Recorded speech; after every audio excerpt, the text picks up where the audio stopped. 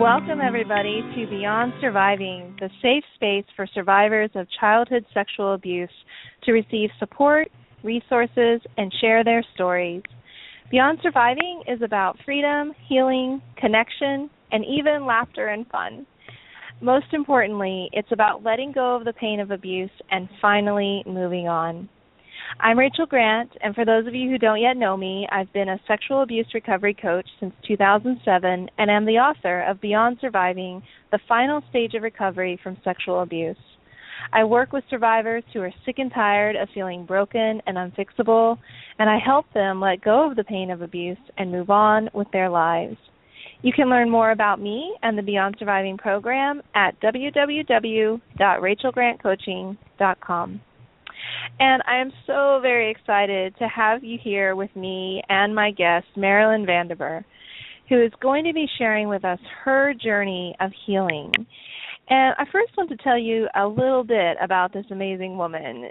She was crowned Miss America. Can you believe it? We have a Miss America here on Beyond Surviving. And then she graduated from the University of Colorado with Phi Beta Kappa honors.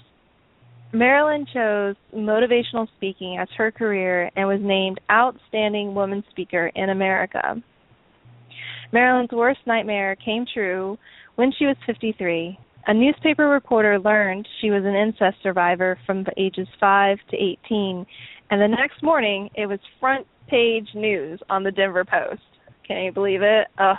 So miserable. And then when People magazine put her picture on the cover, there was a national outpouring from survivors who turned to her for help and support. She opened the door for tens of thousands of sexual abuse survivors to also speak the words, many for the first time. During the past 13 years, she has been a busy gal. She has spoken in over 225 cities and never leaves the room until men and women have personally said everything they want and need to say to her. So it's not unusual, for people to line up for 2 or 3 hours to speak words they've never spoken. And the healing that takes place during this time is often life-changing. The culmination of Marilyn's work is her book, Miss America by Day, which I really encourage you to go and get. It's a really wonderful story, and it's so honest, it's so real, and it also won the prestigious Writer's Digest Award. And of the 1,900 books entered into the national competition, it won first place in the most inspirational book category. So, Marilyn, it's not enough to say that it's an honor to have you here with us tonight. Thanks for being here. Thank you, Rachel, and thank you for the work that you do each and every day. It's good work. It's rewarding work, and you're out there, alongside folks like myself who are really advocating for survivors and wanting them to heal and to reclaim their lives. And to get us started tonight, what I would love is if you just tell us a little bit about your story, your journey. What happened to you? My father started coming into my room at night when I was 5, and it didn't stop until I left for college at age 18. And I think what is so difficult for most people to believe or understand is that it is possible to repress memories. I had no memory of the nights of my life for 13 years. It's astonishing that your mind is able to do that. Yeah. But how could I go to school and get A's and be on the swim team and be May Queen, and if I knew what I was going home to? There was no way out. There was no one ever who would have helped me. I look back, there was no one. And so my mind was a magical place. I was able to repress the nights and go about my life, but the problem is that your subconscious rules your life. And so what it began to do was to make me do things that I didn't understand. For example, I fell in love with my now husband, Larry, when I was 15. He was 17. And he was a senior in high school. I was a sophomore. And he went away to college the next year, and we wrote every single day. Could not wait until summertime to be together.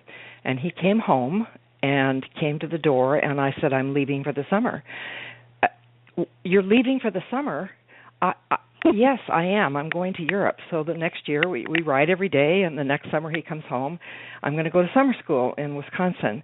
What I didn't know was that I didn't ever want to stay in my room again. And so I was finding ways to get away, but I didn't understand that. And he certainly didn't understand that. And then I married someone other than Larry. And I had met my youth minister when I was 15, the same year I met Larry. And for 9 years, my youth minister I just looked like the perfect teenager, and I was. I was everything that you could want me to be. But there was something that just didn't, for him, there was just a missing piece. No one would have seen it, but he did. And for 9 years, he would see me do something that didn't quite make sense, and he kind of tuck it away, wasn't really thinking too much about it, except that was odd, until I married someone other than Larry. And that really, he because he knew how much I loved Larry. And he just, wait a minute, what is she doing? And then something's not adding up here. Yeah. I divorced after 3 months. And then he said, that was the 9th year, then he said, okay, now I understand she's trying to destroy herself. I just have to figure out why. And I had been Miss America, and I was working in New York. I was 24. And I would fly to Beverly Hills to do work in Los Angeles, and he had a church in L.A. at the time. And I would always call and say, hi, it's Marilyn, just calling to say hi, I don't have time to see you. And he said, one day I realized you did want to see me, but you didn't want to see me. And he said, the next time you called, I knew it would be a different call. And I called him one day when I was 24. I said, hi, it's Marilyn. I'm in L.A., don't have time to see you. And he said, where are you? I said, I'm at the Beverly Hills Hotel. He said, stay there. He said, stay there, just like that. And he drove as fast as he could, and it was about 11 o'clock, and the luncheon room was empty. And we went in there to talk, and it's like I don't remember anything until I looked up, and everybody's had lunch, and they've gone. He just asked me the question. He said there wasn't anything else. I'd been down every road. And you could not have, you've seen my book, so you've seen what my family looks like. You could not have imagined incest to be happening in my family. You just couldn't imagine it. And I didn't say anything. I just sobbed. I just sobbed and sobbed. I sobbed and sobbed and sobbed and sobbed until I was exhausted, and I looked up and I said, don't tell anyone. And his question was so brilliant. If I had said that to someone, you'd say, okay, I won't. But he didn't say that. I said, don't tell anyone. And he said, who don't you want me to tell? And I said, Larry. And Larry was not in my life at this point. And he said, then Larry's the only one we have to tell. Well, I could never tell Larry. How could I tell Larry? He kissed me goodnight at the door from the time I was 15. I was a perfect teenager. So now Larry's going to have to connect kissing me goodnight at the door as a perfect teenager and then going down the hallway to my father. That's just, the shame was so overwhelming that I just knew I couldn't do that. And he got me to call Larry, and Larry said, I've come for 9 years. I'm not coming anymore. And I hung up the phone, and I started sobbing again. And part of me was so happy that I didn't have to tell him, and the other part of me was so sad because I loved him. And my youth minister said, give me the number. And I said, no. He said, give me the number. And he called, and he said to Larry, if you have ever loved her, I ask you to come. And so he came the next morning, and he walked into Dee Dee's study with a legal pad. He's an attorney. He opened up his briefcase. He pulled out a legal pad, and he said, all right, tell me what I'm supposed to know here. And, of course, I'm just crying and waiting for Dee Dee to tell him. And Dee Dee said, Marilyn has something to tell you. And I sobbed, I just can't. And Dee Dee said, well, we will wait until you can. He understood the importance of my speaking the words. I'd never spoken the words. He didn't try to do my work for me. He said, we will wait until you can, because he knew that that's the first step. And I just searched for words, and finally it came out. And I just thought Larry would get up and walk out. I thought he would look at me with such disdain, such hatred, and he just put his arms around me, and he just held me, and he said, I understand everything now. And Dee Dee said, I'll marry you both now. And I said, I really have to get out of here. I really need to go now. It was just way. I wasn't able to. Yeah, I couldn't marry Larry for 2 years. It took 2 years to finally be able to do that. But so that was the beginning of my healing. Oh, my goodness. Marilyn, I just thank you so much for sharing that. There's so much in there, and, certainly in reading your story, the love journey that you and Larry go on is so wonderful to watch. It's painful, it's agonizing, it's like, come on, woman! And, but I love that this person, Dee Dee, comes into your life. And as I was reading that, one of the things that really stood out to me about that was the importance that someone, somewhere, somehow sees us. Yes. And, notices and takes notice and becomes like they take a stand for us. Like, you are. Yes. Where I'm going to figure this out, and you are going to heal. You are going to be okay. And I think we all, my hope is always that every survivor gets at least one person like that in their lives, because it does make such a huge difference and creates that opportunity as you're noticing that to step into healing. And one of the things that you shared there was the fact that these memories were not present. And one of the things you say in the book that I loved was, you said, I marvel at the mental gymnastics that allowed me to survive. When my life shut down, when it really shut down, I was 45. And for the next 6 years, from 45 to 51, I just tried to get up out of bed. And on the days that I didn't think I was going to die, or that I couldn't make it, I was so fascinated by the mind and how the mind. I had so much body pain, and because I had gone into a fetal position every night when my father came in, and tried to stay as tight as I could.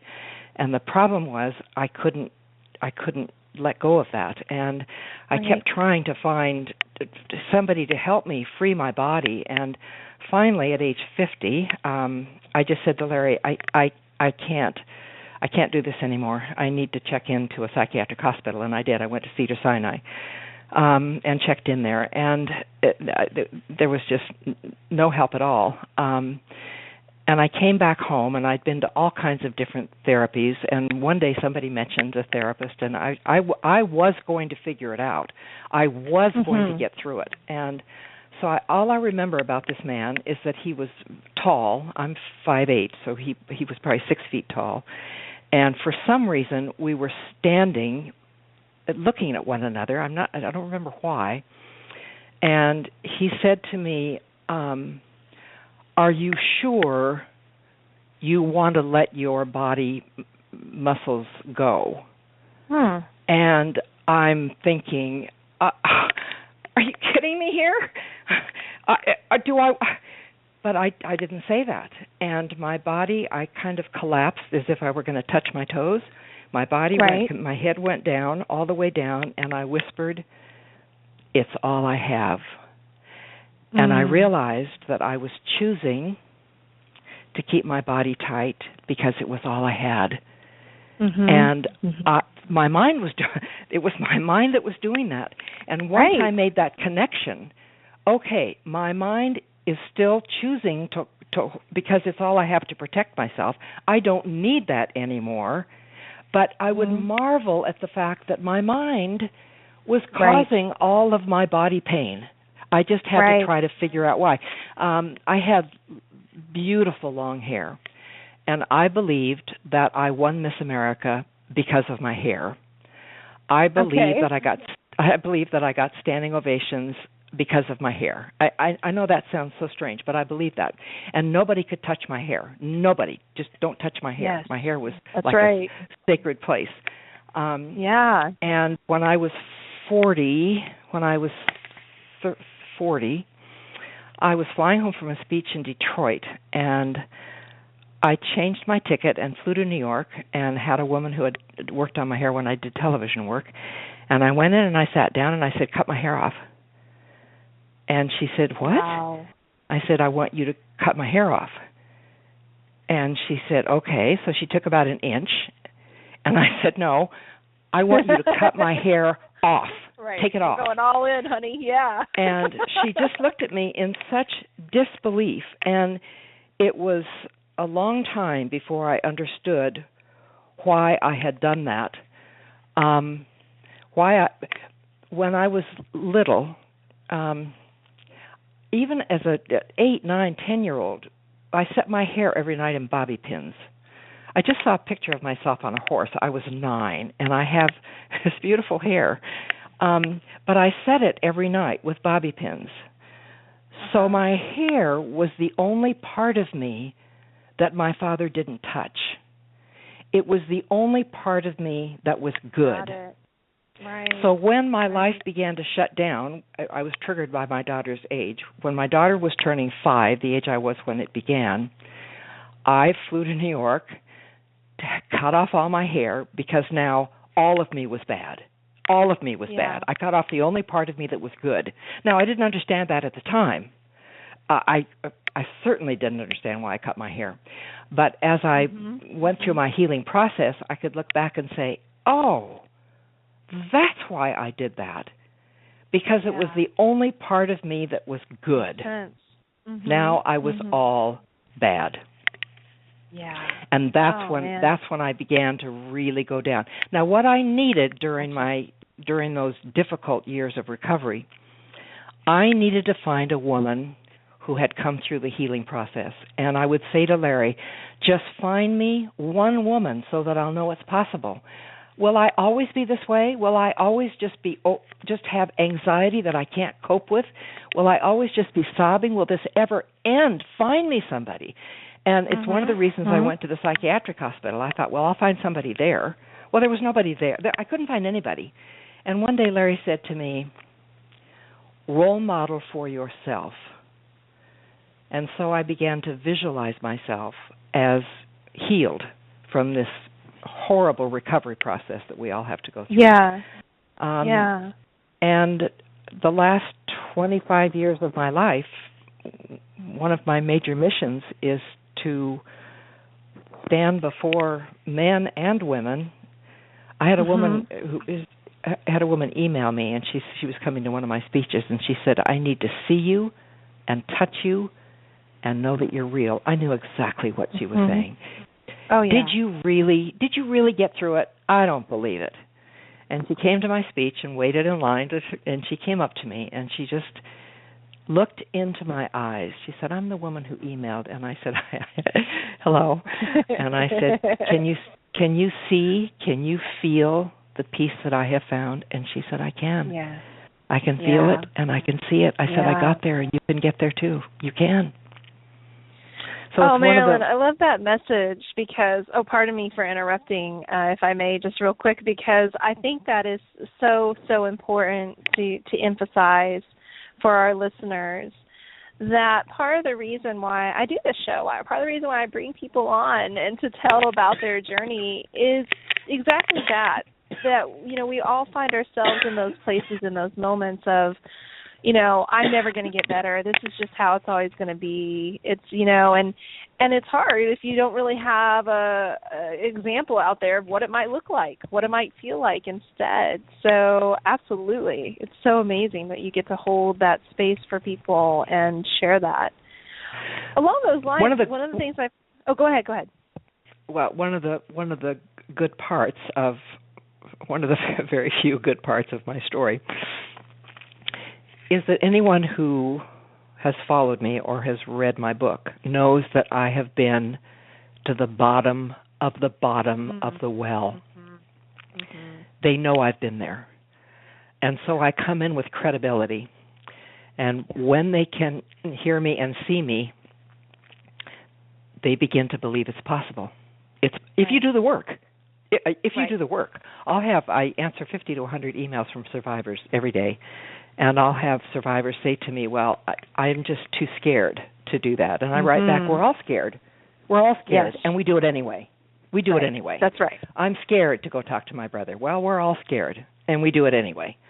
Yes, you have to do the work. You have to do the work. For me, that was confronting my mother, my father, my sisters. It was, and my father went to get a gun. It was just all that drama. All that. And if I had gone in anger, I think he would have killed himself or me or both of us.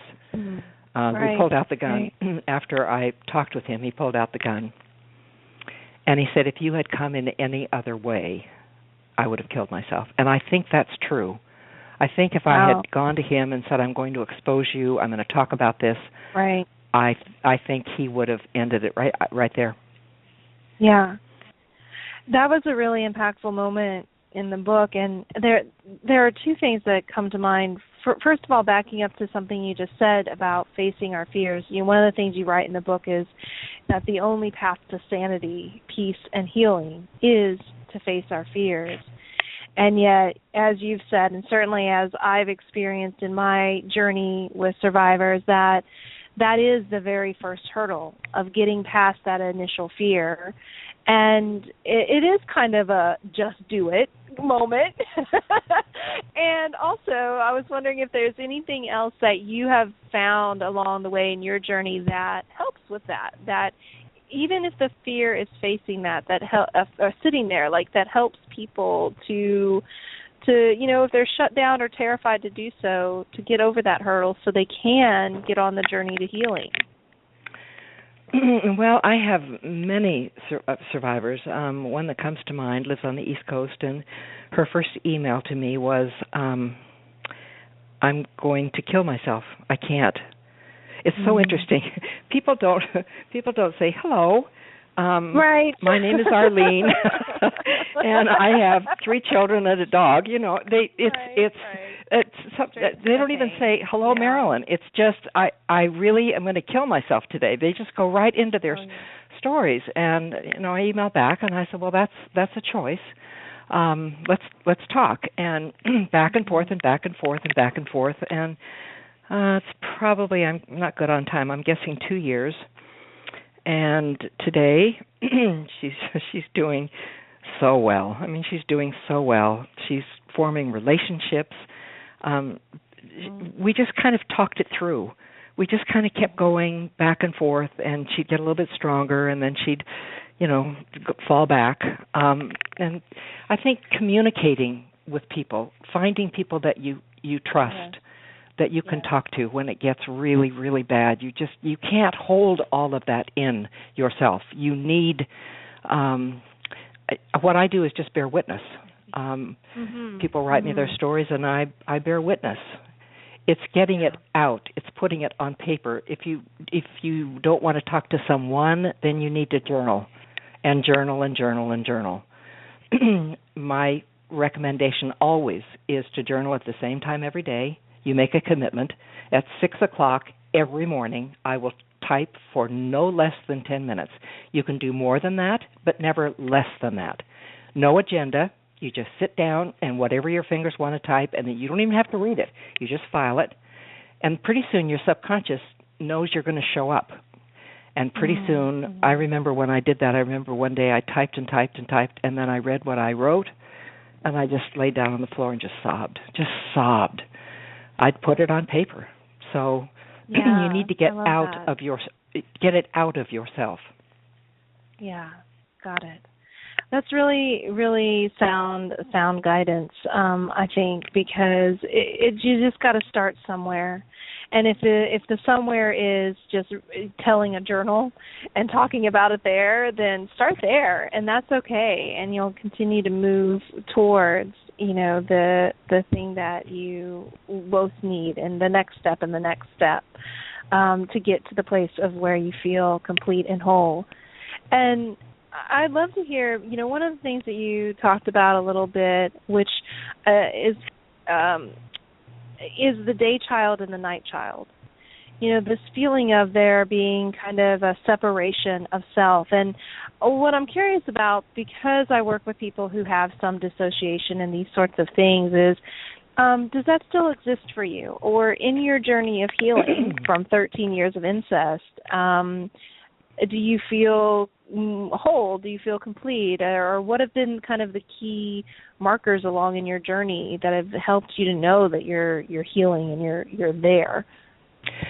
When I was 53, and I picked up the Denver Post and my story was on the front page, I believed my life was over. I believed that people would turn away from me. I believed that no college would accept my daughter, no boy's family would want to marry into my family. I just had those were just all of my beliefs. Right, and what happened was I didn't have much time to think about that because the phone rang and a woman said, "You will need to have a press conference." And I said, "I will never have a press conference." And she said, "Well, they're going to call your mother and your 3 sisters." And I said, "What time is the press conference?" So I had a press conference, and the next day it was on the front page of the Rocky Mountain News and the Denver Post, and they were calling my sister. So I called my eldest sister in San Francisco, and I said, "If you want to go public with this, do it, but don't do it in Denver, because we're never going to get off the front pages." So the third morning, her story was on the front page with my picture, and I said to Larry and Jennifer, I've got to get out of here. I've got to get out of here. And so we pulled on some sweats, and we went to the high school track, and we were jogging around the track, and the woman with her 2 dogs came, and we always said hello, but this time she stopped me. And she said, "Marilyn, we're so proud of what you're doing, and I'm so grateful your sister Gwen came forward this morning. I was really not happy about that." And I said, "Really, why?"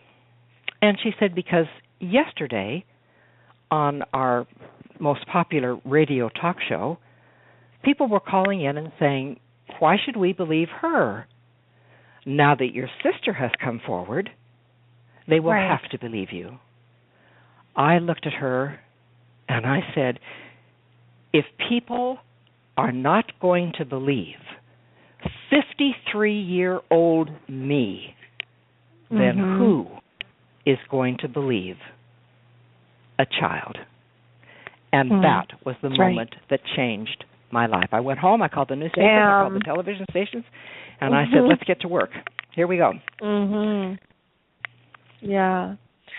And I'd been talking to the press. I'd been talking to the press for about, maybe 10 days. And one day I'm talking to this reporter, and he said, "Give me something new today. What you got?" And I said, "Oh my." I said, "I'm talking to you today, and I don't have any shame. I don't feel shame." It was just, I was done with it. I was proud of who I am. I was not hiding anymore, and I was not shamed. I was proud, and that was another really life-changing moment.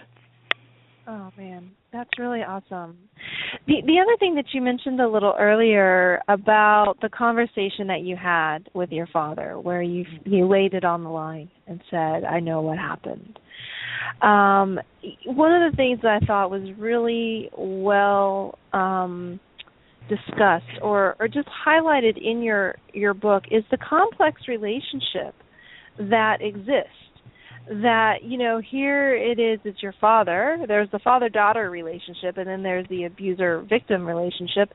But it's not so black and white, because you certainly turned to your father many times for guidance and even consolation, and comfort in times. And I thought that I really so appreciated that you spoke to that, because a lot of times people who haven't been through abuse, they don't get it. They're like, "Oh, just cut him out of your lives or forget it." But at the end of the day, he's still your dad. He's still your mom, or still somebody who you love. And I wonder if you could say a little more about that, Marilyn, just what you've noticed in your years and in your journey about how we as survivors deal with that complex those layers of the relationships and that go on.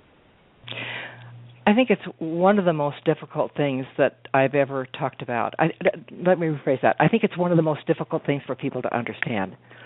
I loved my father, and my father is all I had. I didn't have anybody else. I had no relationship with anybody but my father. I had no relationship with my sisters. I had no relationship with my mother. My father was all I had, and it was arsenic. But he was also the only person who ever heard me, he did like 4 things for me in my life that were understanding, but that's 4 more than anybody else did. Right. And I really did love him. Yeah. And I know that is difficult for people to understand. That changed only it began to change, but that ended the day that I found out, because when I went to I was 40 when I went to talk to him.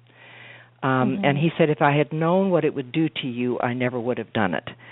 And I clung to that. I really clung to that. If he'd known, he would not have. And I was the youngest daughter, so, I knew that it was over. And when I was 56, I received a letter from a woman in Denver who told me that my father had sexually violated her about 20 times when he was 75. He died of a heart attack at age 76. My father knew exactly what he was doing. And that information that's one of the most difficult letters I've ever read in my life. He never stopped. That was just overwhelming. And by that time he was dead. He had died. That was very, very, very hard for me. What was hard for the people who loved me was that I had more anger for my mother than I had for my father. I was the opening keynote speaker. I was the opening keynote speaker for the Men and Women Violated by Priests. It's called SNAP. Yes. And I opened with, "You're angrier at the bishops than you are at the priests." And they're all shaking their heads, yes. We're angrier at the person who did not protect us and knew it. I had much more anger for my mother than I had for my father. And I also didn't have any relationship with my mother. So there was no mixture there. It wasn't as if I love her, I don't love her, which I had with my father.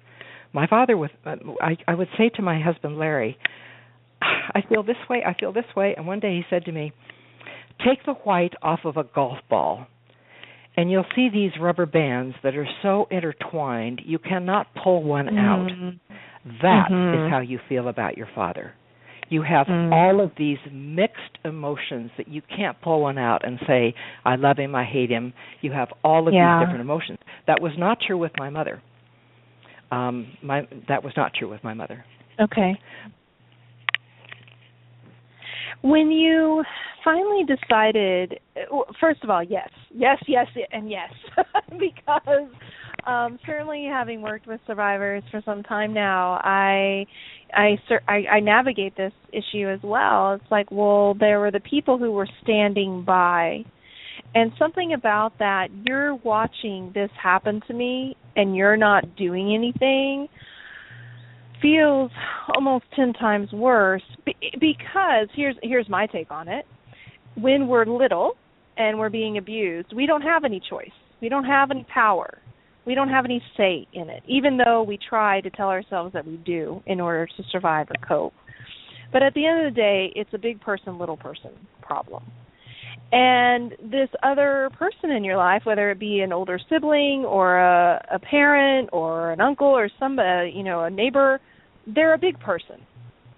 And there's such an incredible frustration that they have the position and the power to do something that you don't have, and they don't.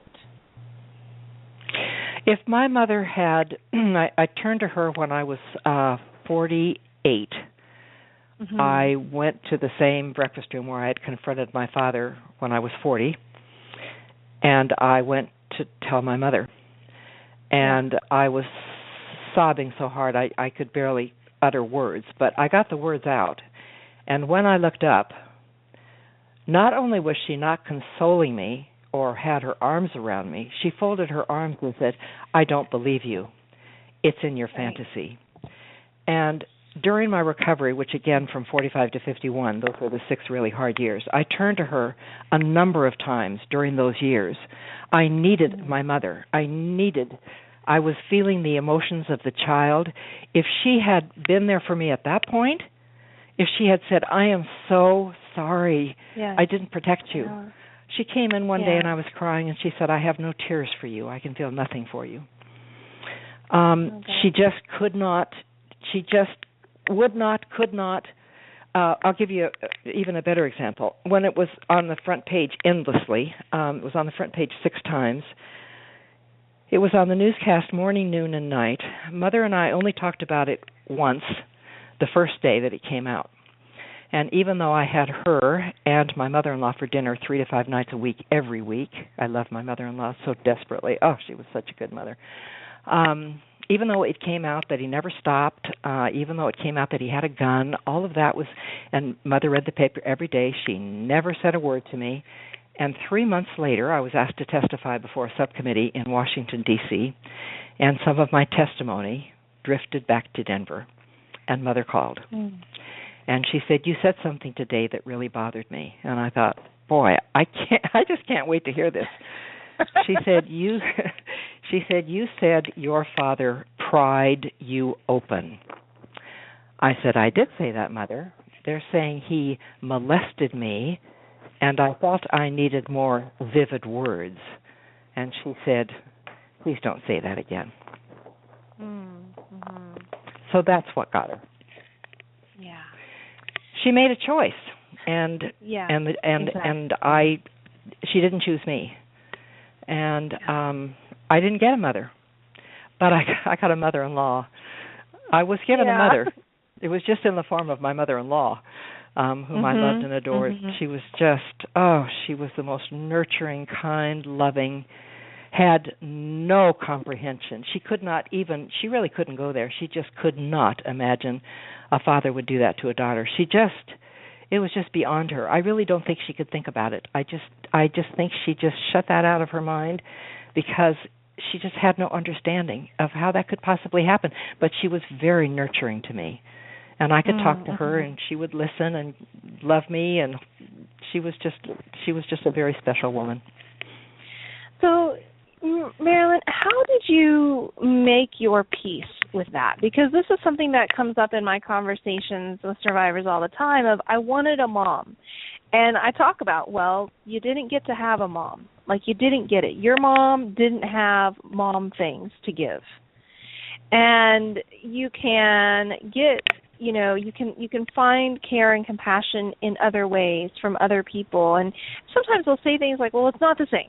It's never the same. And I think that's probably true, but I'm really curious how you came to that place of feeling acceptance and feeling complete about that, and could, look at your mother-in-law and have that kind of space filled from that relationship. Can you say a little more about that? Yes, what was so difficult is that I saw her so often. 3 to 5 nights a week that's just a lot. And I saw her very often, and you would have loved her. That was part of the problem. She was beautiful, she was engaging, she had a wonderful sense of humor, she was delightful to be with in terms of company. I don't want you to picture some frumpy Grinch. She was charming. Everybody just adored her, which again was part of the problem because that's not the mother that I got. But one day, and I don't remember whether it was the day she said, "I have no tears for you, I can feel nothing for you," but it was a day like that, when I went into my mind and I buried not only the mother I never had, but much more difficult, I buried the mother I never would have. And I buried her. And I put on my armor when I was going to be in her presence, because she would say things. One day, we'd had dinner, and Larry was in the kitchen, and Larry's mother was there, and my mother was there, and something came up, and Mother turned to me and said, "Well, you've just never it had to do with religion. And she said, well, you've just never been tested. And she would say things like that were just so hurtful. And so I would put my armor on and try to let these comments that she had ping off of me rather than go inside of me. So I would, when she was coming over, I would be prepared by putting my armor on that she was going to say something just quite in such a lovely way, just a lovely way. But it was like a knife in the back, and I would have been prepared for that by putting my armor on. And most of the time, I could kind of let it go, just not let it get inside of me anymore. I didn't get a mother. Okay, well, but look at what I did get. Oh, my goodness. Are we going to think about what we didn't get or what we did get? Did I marry the most amazing, wonderful, loving, kind man? We tried to have more children. I was only given one, but we were given one. We had one. Yes. Am I going to be angry that I didn't get 5? I got one. So I think it's just important to focus on the blessings that you do have. Yes, it's sad that I didn't get a mother or a father. I didn't, and you know Larry and I were talking about this yesterday. I didn't have any friends. Now you wouldn't have known that because I was May Queen. I was student council. I went to Girls Nation. I looked like I was in the middle of everything. Right. I didn't have any. I couldn't have close friends because my secret was too big. And when they have college reunions, and I was a Pi Phi. I went to college. Pi Phi's nominated me for Miss University of Colorado. But I don't. Why would I go to a reunion? I didn't have any friends that were meaningful. I couldn't because my secret was so huge. I miss that. I see that with other people who get together with the friends they grew up with, and I do miss that. I don't have any childhood, teenage friends other than Larry. And I miss that.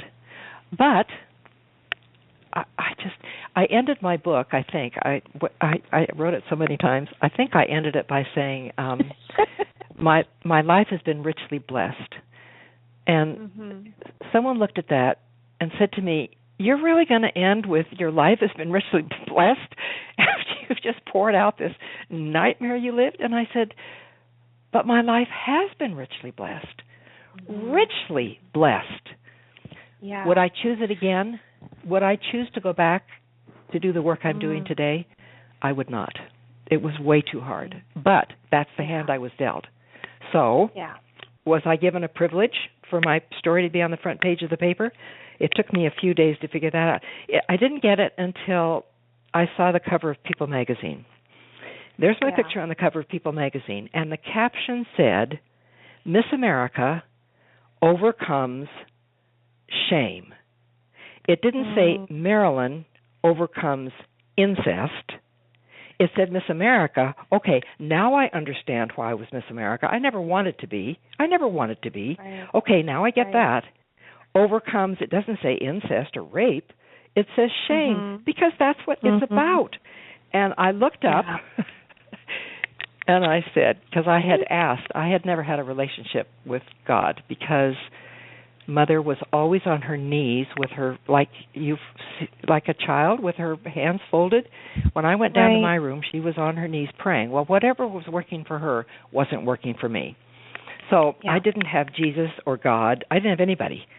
But when I was about 51, I looked up one day and I said, hello. I actually said to my daughter, I actually said to myself, okay, here's the deal. This is the way my daughter talked. Okay, here's the deal. I want to help, but I don't know how. So if you give me a job, I will do it, whatever job you give me. Well, I got a job right away, and I'm thinking, oh, no, wait a minute.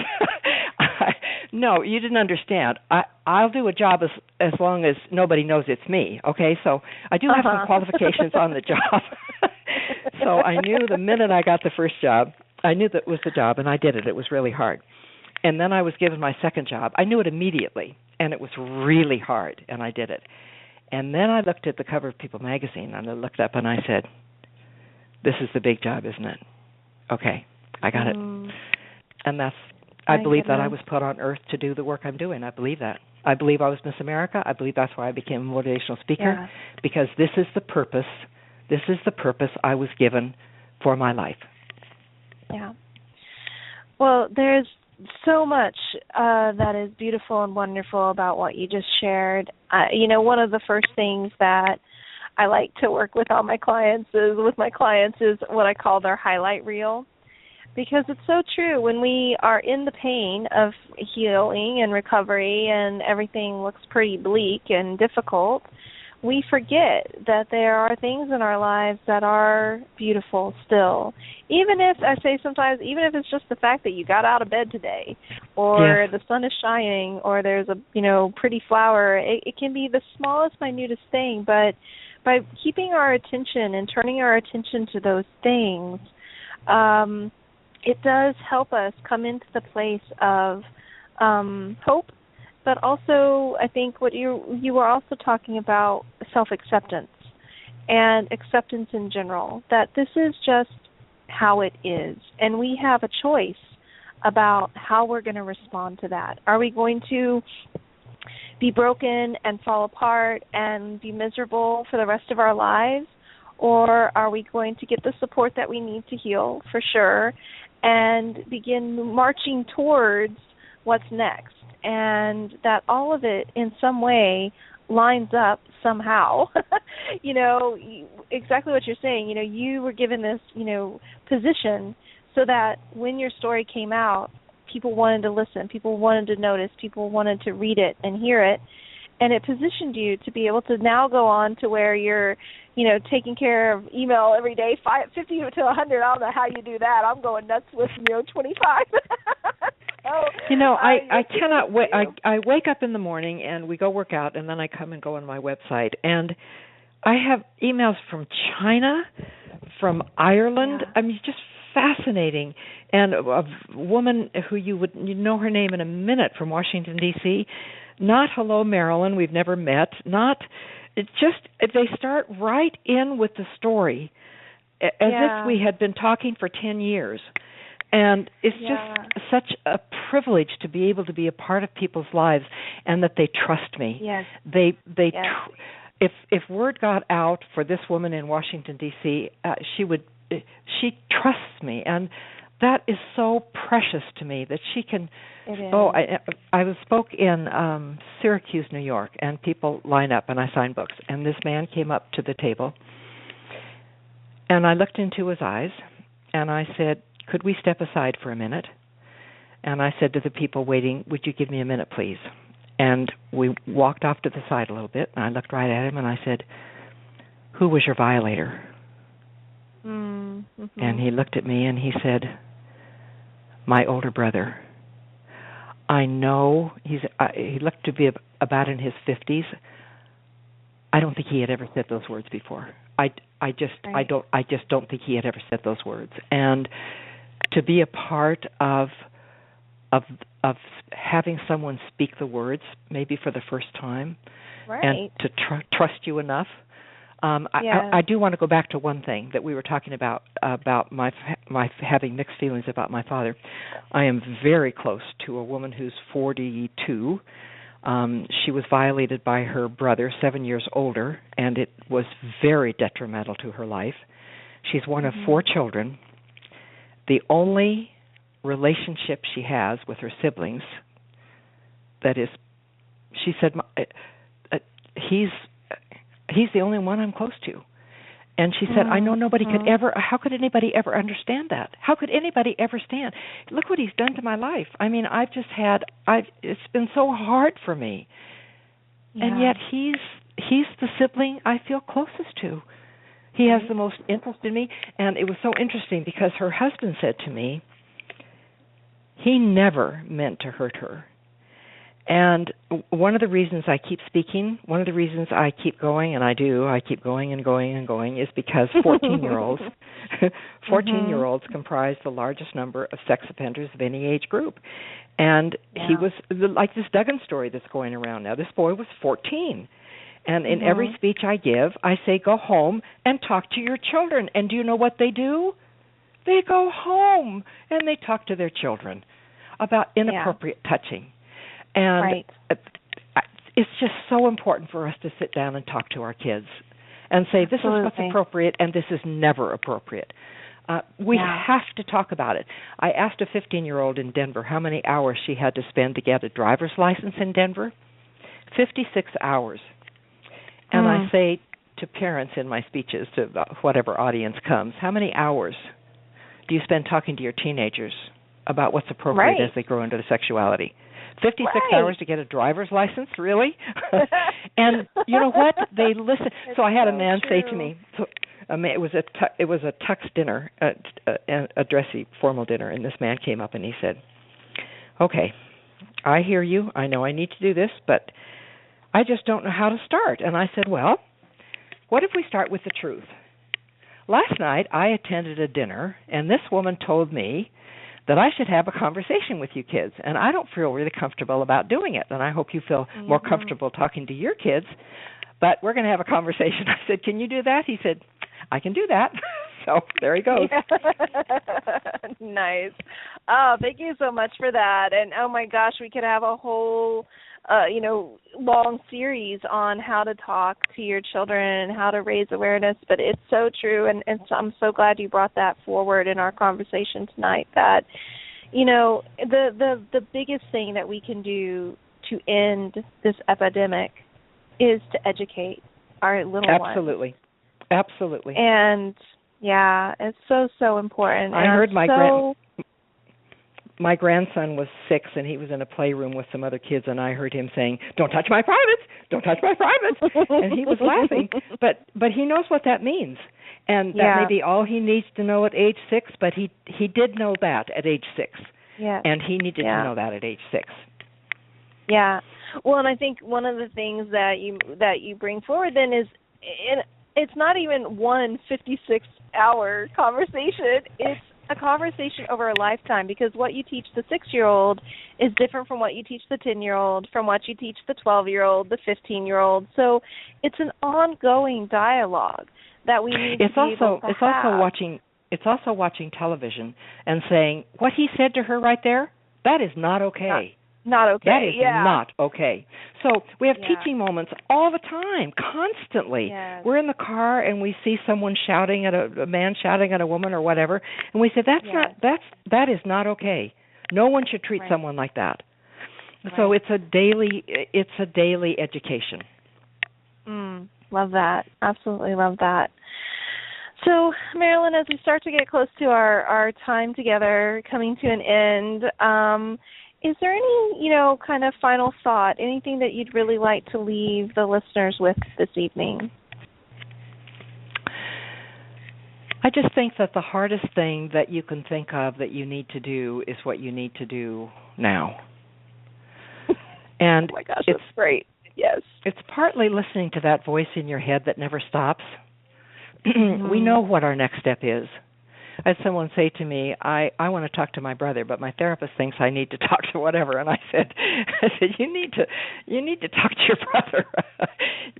Whatever's you're talking about in your head, what keeps going around in your head, this is what you need to do. And is it hard? Yes, it is. Yes, it is, each and every time. Each and every time I disclosed, I felt like my life was ending. But each and every time, I had to know if that person was still going to accept me. And I went from person to person, one at a time, sister to sister to sister, sister-in-law to sister-in-law. Just one by one, I would have these one-on-one conversations, each time thinking that person would never speak to me again or would, just think I was awful. Because I had to know, am I acceptable, really? And I was in my late 40s. I was enormously successful professionally. I just couldn't find respect for myself. That took some time, but I did the work. Yeah, beautiful. Man, I really love that. And I really want to encourage everybody to take that to heart, because that is some gold advice right there. That's definitely worth like a $200 therapist session. Just that little piece right there. Well, And I'm impressed that you read my book. Good for you. Of course. And I expect other people to read it as well. Go out there, pick up this book, Miss America by Day. You can get it on Amazon. You can go to Marilyn's website, www.missamericabyday.com, and read more about her, connect with her. You can add to her list of emails to be reading. I love it. She's so accessible and so available. It's what I do. And love it. Yeah.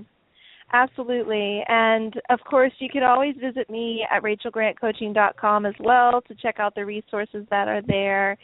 And, again, Marilyn, it's been such a pleasure and such an honor to have you on as our guest tonight. So thank you very much from the bottom of my heart. And for all of you out there listening, remember you can come back the second Tuesday of each month for Beyond Surviving Radio. Also check out Susan Jacoby's Conversations That Heal every Wednesday at 12:30 p.m.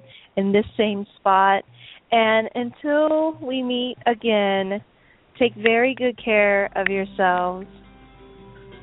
Good night, everyone.